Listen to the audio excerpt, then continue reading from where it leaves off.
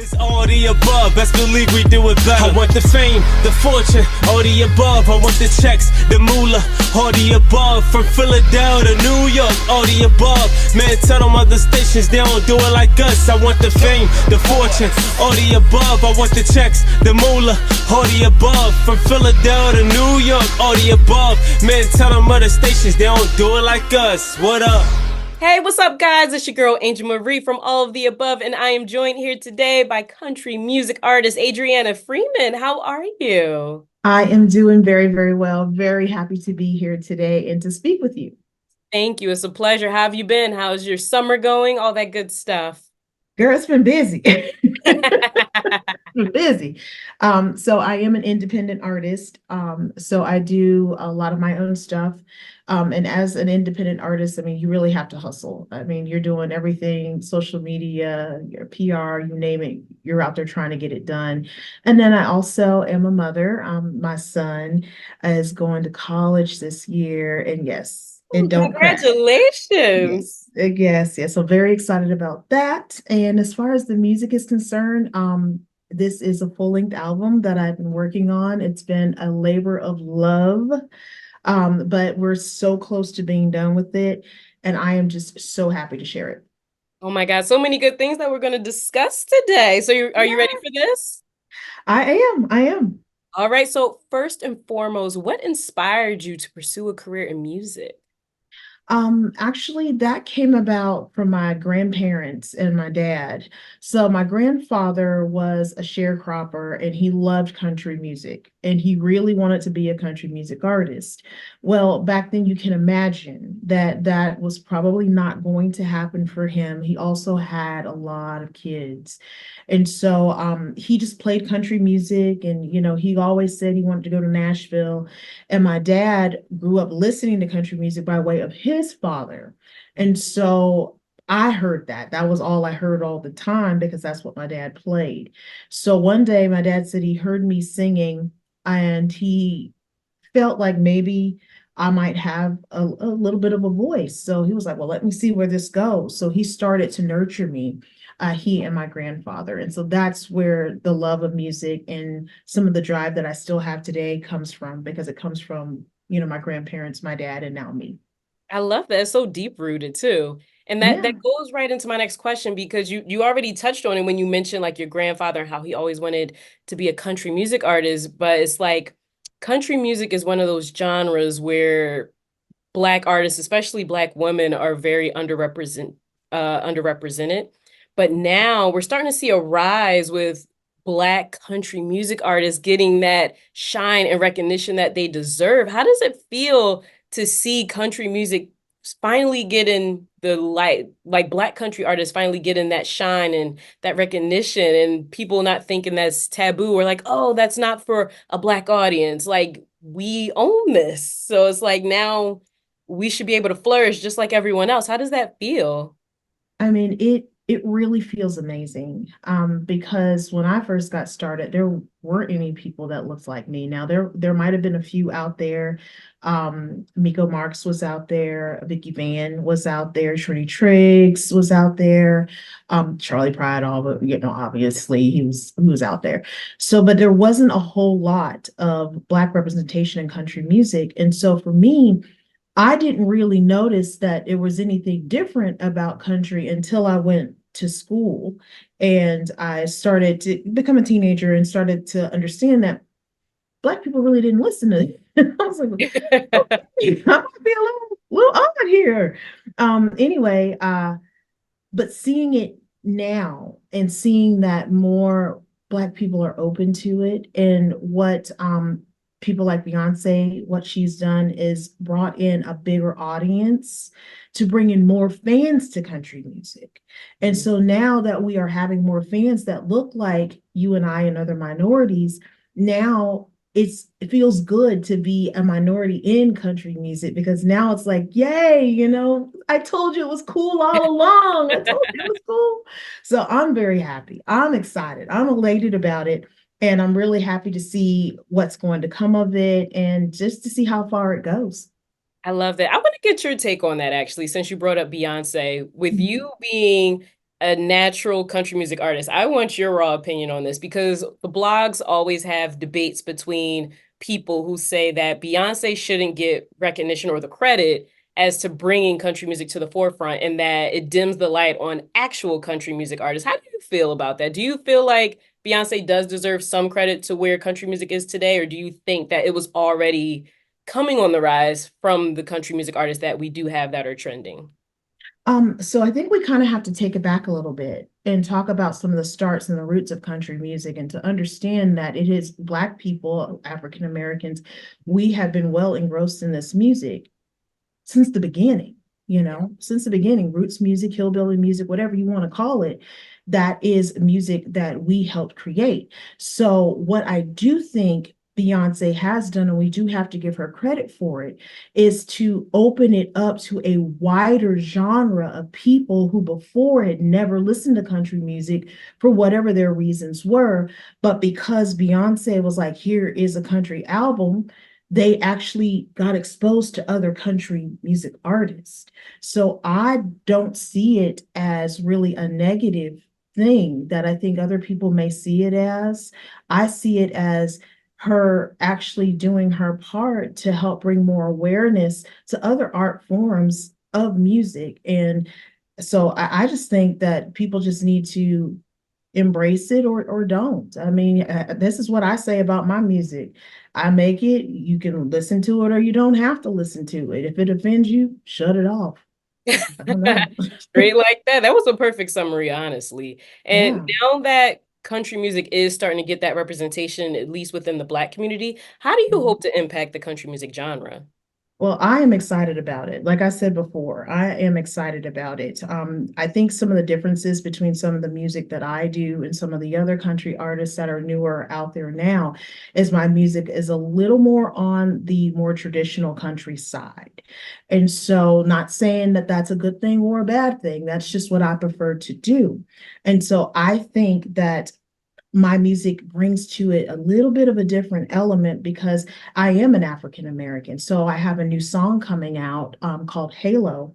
And the song actually has a churchy Southern Baptist kind of church feel to it. You know how you go to your grandma church and Okay. you're all up in, you know Bring what it I to mean, me. fanning and it has that feel to it, but it's definitely a country song. It has a story. And I think that that is where music is going, where we're kind of blending things. I mean, you have other artists out there doing it right now. Jelly Roll does a lot of that kind of stuff. A lot of the other artists are actually bringing in Black choirs and more of that traditional kind of Southern church sound to it. And so I'm very excited. And I think that this is just opening up more of a way for other artists to express themselves in country music. So I'm very excited. I think there's room for us all. I'm just like, yes, I'm here for it. Let's get it. Right. I could dig it. Now, when Yeah. it comes to your music, what kind of message do you like to relate through your music? What do you hope your audience gets out of it when they hear Adrianna Freeman songs? Well, this album that I wrote is called Lessons I've Learned, and it is about the lessons I've learned. And so some of them are good, some of them are bad, some of them it is a country song, and I am a Florida girl, so we're gonna leave it like that. But there's some surprises in there. But the thing is that I always have a story. And so you're always going to get three chords in the truth from me. That is what real good country music is. And any country music fan will tell you that. Country music is three chords in the truth. So you're definitely going to get that from me. But you will also always get a very sincere performance from me. And you will know that I am singing from the heart. This is no act. We ain't playing no dress up. We're not doing none of that. This is real, authentic, and genuine. And you're going to get that from my music every time. Okay. And being a Florida native, how did your cultural background and your connection to Florida influence your sound and your artistry and your overall storytelling? So I'm off the farm. I'm just gonna go ahead and put it out there like that. I'm a country girl. That's what I am. So my grandparents, like I said, were sharecroppers. We grew up on aired land that was passed down through generations of our family. And so, yeah, yep. We had a little country store out there that's still out there today. My It's still grandmother ran is by no the longer family? with us.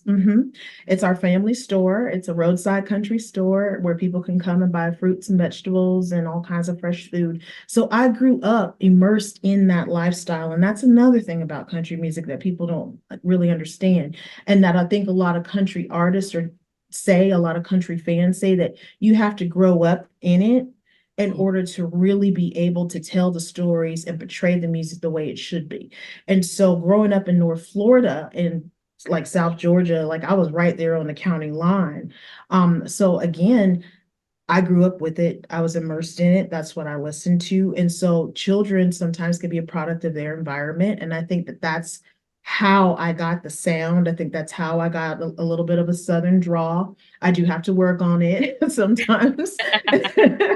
Sometimes it's a little too much. I'm like, oh my God, let me pull that back. But it is who I am. It's just a part of me. So it's always been there with me. And I think it always will be. I love that. And you have a popular song out right now with Mark Hawkins called I Ran Out of Whiskey Yesterday. Can you tell us a little bit more about that and the creative process behind it? Absolutely. Prices keep climbing every single day.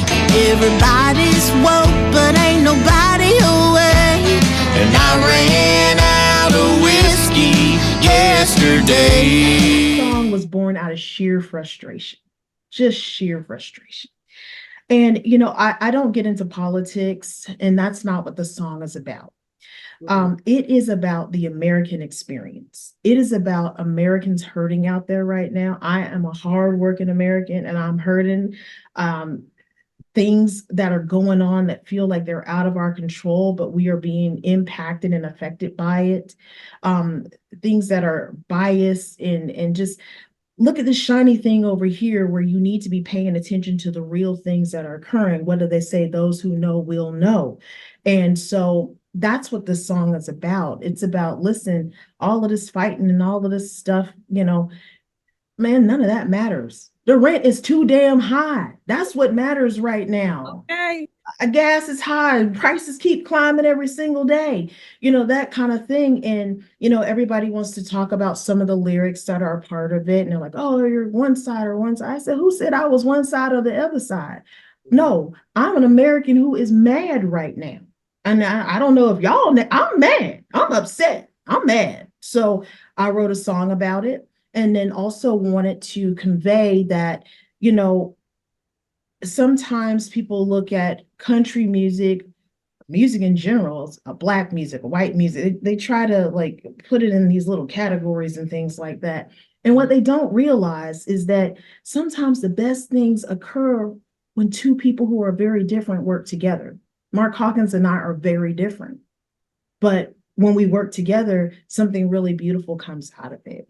And so that's what that song is really about. It's about the American people understanding what our powers are, understanding that, we have the power to make change, but we have to work together. We have to pay attention to what's really going on here and stop looking at all these things that they are distracting us with. And if you look at it, anytime election time comes up, certain things happen. And it's a distraction to what it really truly is. We have to pay attention. People need to wake up. It's not about, oh, you said being woke. And yeah. Have you ever heard the phrase of being, not being able to see the forest because of the trees? That's what I mean. There's nothing wrong with being woke, but there is something wrong with being so woke that it don't make sense. That's my point. That's a message right there. Woo! That was a message right there. That's a strong song right there. It is. It is. I tell people, I was like, hey, it's gonna trigger you one way or the other. Let me do that. And if it does that, then I've done something right. I've done my job. You did your job.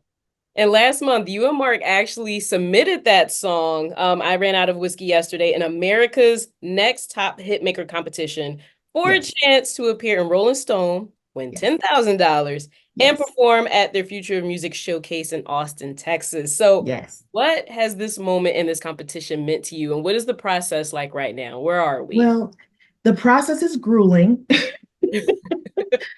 We are still in this competition. I believe we have another 5 weeks to go. Woo! And so it's based on voting. So it is kind of a popularity contest too, but there is a really good cause underneath. It's called Music Cares. And if you've never heard about it, go look it up. It really is about helping musicians, getting needs met by musicians who don't otherwise have the means to do it themselves. So it's a really good thing to support, but it's also tied to the competition. So we go out and we ask people to vote for us. You can vote free once every day. And if you feel inclined, and I know times are hard, so if you can't donate, we understand. But if you can chip in a little bit, that also counts for votes for us. And so we were all the way at the top, at the number one until last night. So we fell to number two. And that means we didn't go into the final roll, but then they said there's a wild card roll. So right now, we're in this wild card phase. We have 2 days to generate as many votes as we possibly can. So we are asking for people to go out and vote for us. And by the time this airs, hopefully we'll still be in the competition. And if you would like to hear music from me, you want to hear what I got to say, because I got a lot to say, honey, keep voting and I'll keep singing. That's the way I see it. So, I mean, it's an interesting competition. I also think, though, I was like, now one of the prizes is working with Busta Rhymes. I was like, I don't know what we gonna do with him, but okay, we gonna figure it out. It's gonna be something. Okay, that'll be an interesting collab right there. He's an innovator, so I know that'll be magic. It might be. I was like, heck, I might learn something. I don't know. I was like, I'm just gonna sit down and listen to the man and see what he's got to say, because he's been there, he's done it all, and he understands what this industry is about. He knows about longevity. So I'm very, very interested if we make it that far to just sit down and be like, so what do you think about country music? What do you think about this song? What do you think about this? What do you think about that? I don't know. I'm just giddy right now, but I would love the opportunity to sit down and talk to him and see what he thinks about what we're doing over here, because I think it's amazing. Absolutely. I'm gonna throw the good vibes out there in the atmosphere. I'm gonna say by the time this interview goes up and is released, you will still be in the running. So make sure you guys go out there and continue voting. Yes. Yes, please. Now, as a country music artist, what is one obstacle that you have faced, and how did you overcome that? So the biggest obstacle I have faced as a country music artist is changing people's minds. That is the biggest one. Because, so first of all, it's hard for any musician to make it. I mean, you have got to have an extraordinary amount of extraordinary talent. You've got to be wow, just to stand out.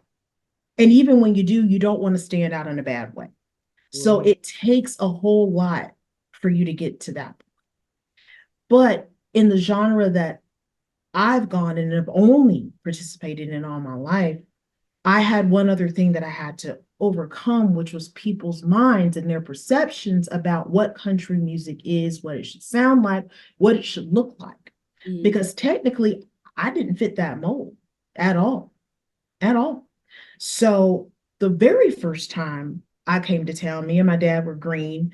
We went and cut a record because that's what you do. And then you just go and somebody's going to give you a record deal because that's what they told you. It was not like that. I mean, we walked up and down Music Row trying to pass out my little CD, aging myself, but trying to pass it out at that point, and nobody would ever listen. Nobody would give us the time of day. And so what we found out was that we got to get them to listen first and then let them see what the whole package is about. And so we started shopping it that way. And that's when we actually started to get somewhere, is where we just let people hear the music. And then they were like, what is that? Who is that? Oh my gosh, that's really good. And I'll be like, well, that's me. And they're like, oh, wow. Okay. All right. All right. What a surprise. Yes, surprise. But it came over as almost like a wow, not like a, oh, kind of thing. You know what I mean? And so I think it came across a little bit different, but that is the beauty of music, especially country music, is that if you touch that person, you reach deep down into there and you touch them for 5 minutes, 5 seconds, however long, you've touched them. Absolutely. And that's it. That's it. That's all that matters. And so I was always able to do that. And I just struggled with trying to understand why Music Row couldn't see the beauty of what we were doing, as Yep. opposed to, well, is it marketable? Oh, yeah, market. And they were worrying about that. And I'm like, well, listen, don't worry about the country fans. I was like, I got them. You just give me a microphone and the band and let me and sit down and let me show you. Let me show Okay. you. I got them. But it's just, so that was the hardest thing, was changing their minds. You have to have the right team. You have to have people who are innovative, forward thinkers, who understand how to get you out there, how to market you. And then once you get that shot, honey, you better nail it. That because you're only getting one.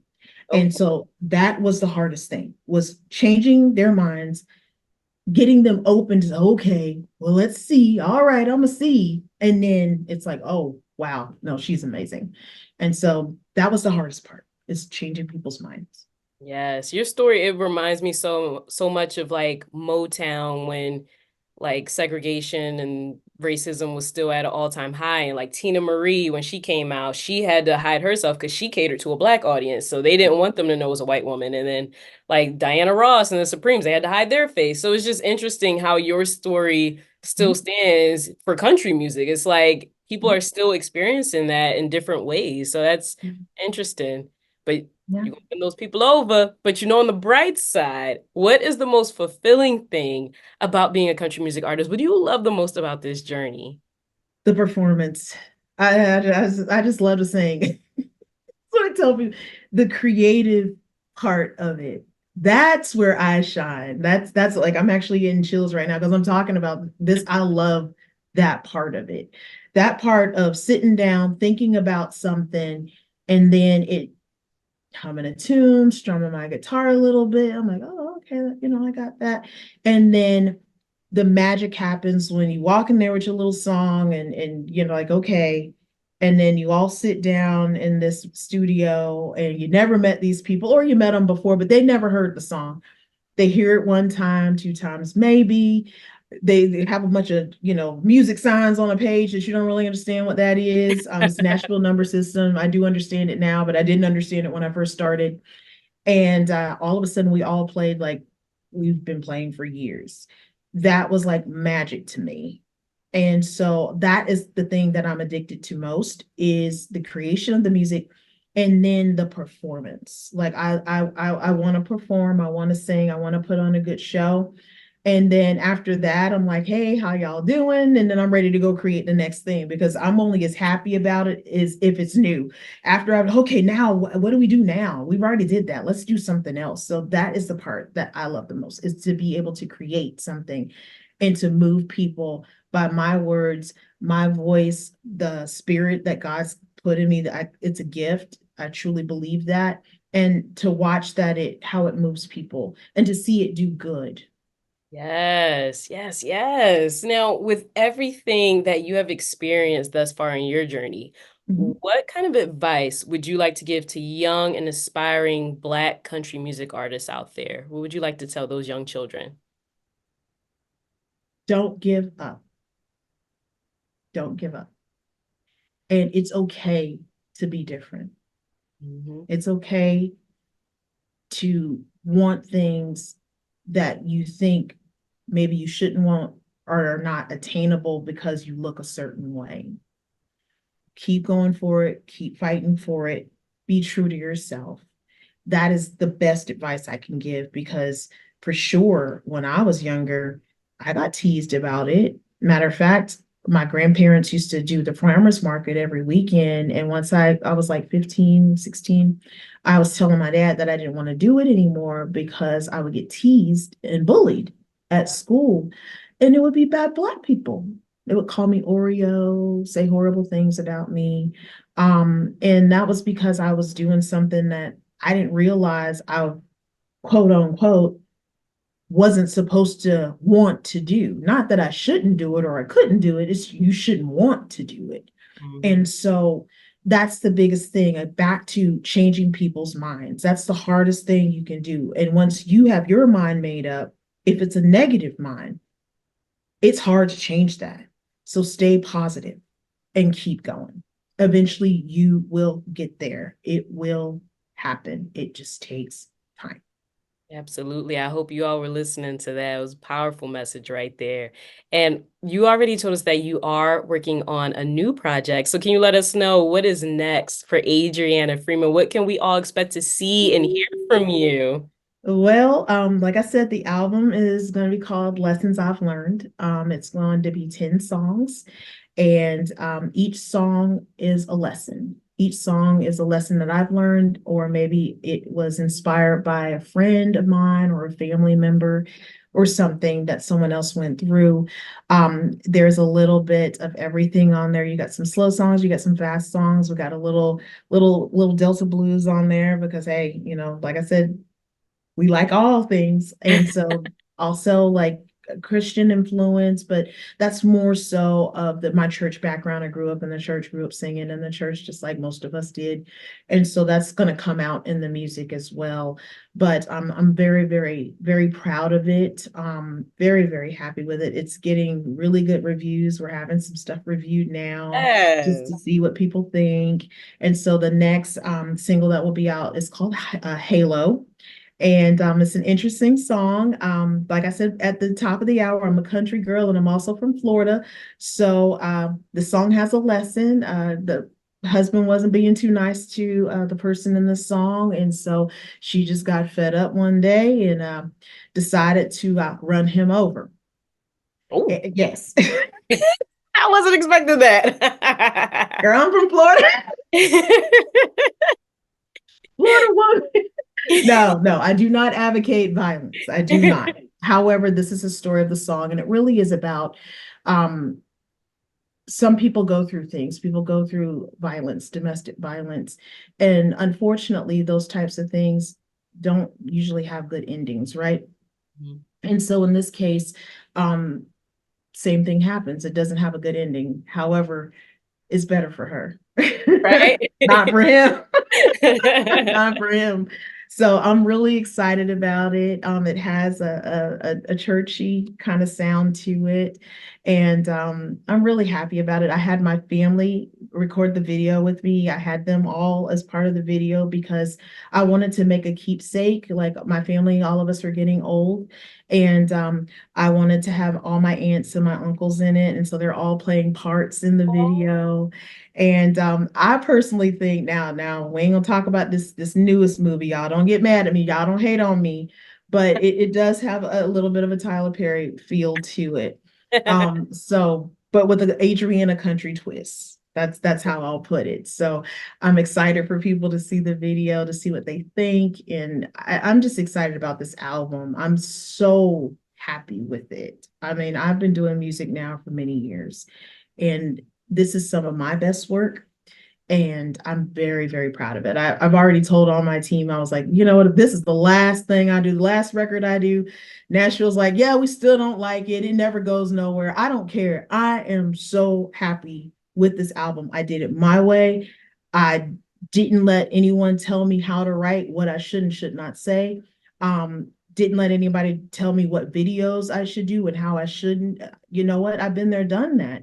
So I'm like, at this point, what else do I have to lose? I don't have nothing else to lose other than me just not believing in myself and not trying. So put it out there that things will come back. And I'm so excited. I'm so excited. I'm so excited about it. Yay, we can't wait to see it. So we need to get right into it. How can everyone tune into this? How can they stay up to date with everything that is going on in Adrianna Freeman's world?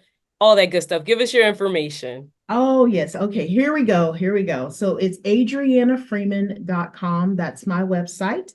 You can go out there. There's links to my Instagram. There's links to TikTok, Facebook. I mean, that's for some of our older generation. still is like, what is the TikTok? But it's out there. We're out there, social media, YouTube. Also, we have videos out there.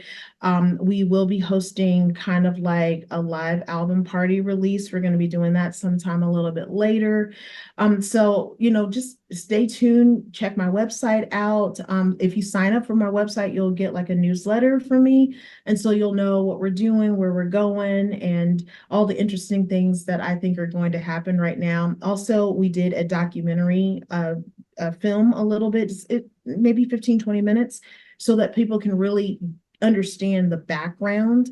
And just like we talked about earlier about growing up in country music, showing my family's land and our general store and things that my family has back in North Florida.